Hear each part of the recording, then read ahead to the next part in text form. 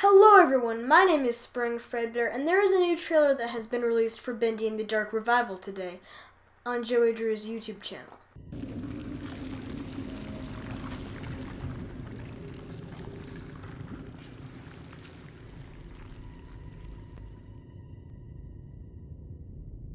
A pretty girl like you shouldn't be wandering around all by yourself.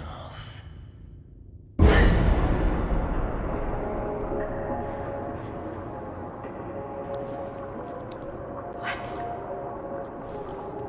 This feels wrong.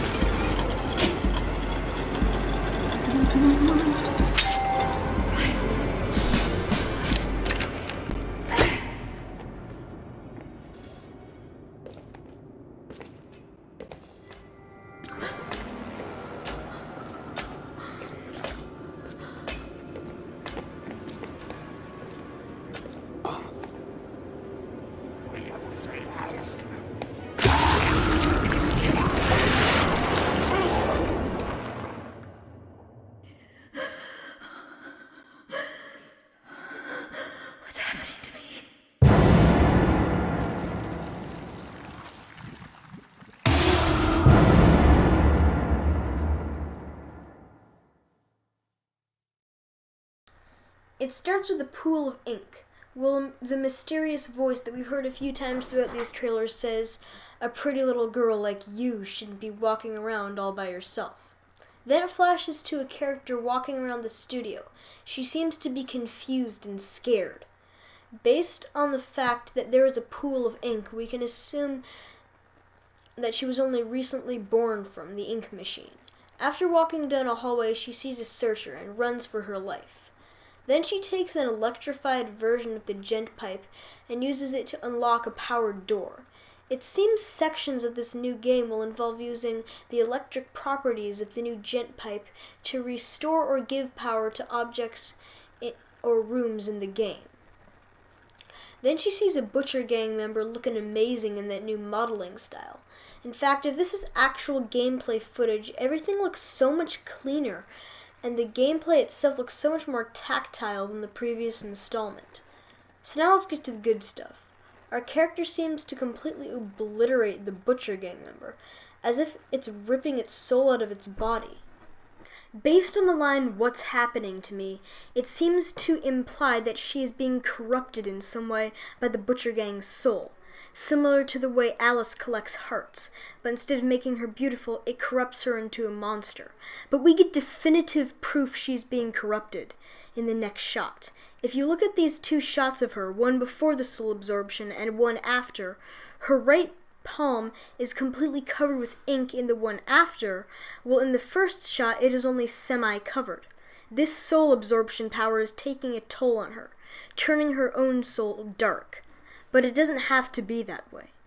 If you remember back to the line from the original trailer where Alison Pendle was talking about making choices and picking the path of the dark or the path of the light, she may have been referring to this character's power to absorb souls, and she can either absorb dark energy and become a demon, or absorb light energy and become an angel. Now, who is this new character? A lot of people have been saying that it is Susie Campbell, the evil Alice Angel, and it's understandable why people would think that, as the voice is pretty close and the arms are quite similar. However, I can say with certainty that this is not Susie Campbell. First of all, the arms, the main piece of evidence that most people use to prove why this is Susie.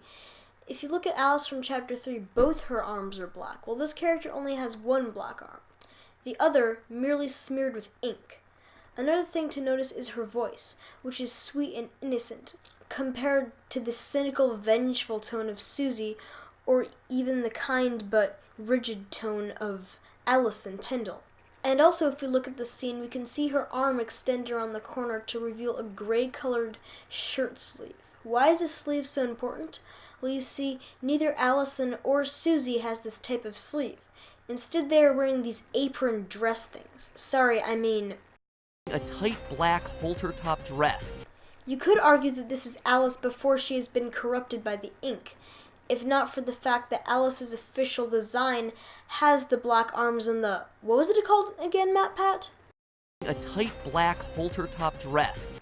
More evidence for this is a tweet by the Meatley saying, "That's not Henry, it sounds like somebody new."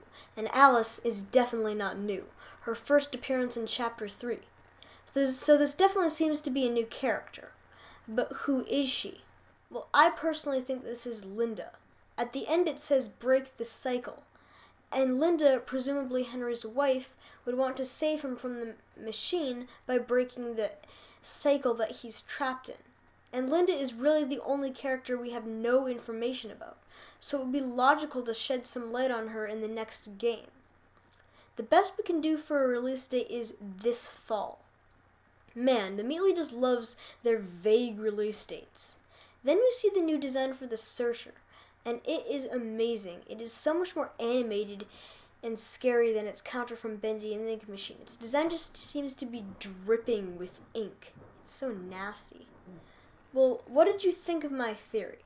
I know it wasn't the best one that I've ever made, but I feel like there's enough evidence for it to maybe be true. And as we all know, these indie game developers don't put anything in their games that doesn't have a purpose. Well, anyway, I hope you enjoyed my video. Goodbye.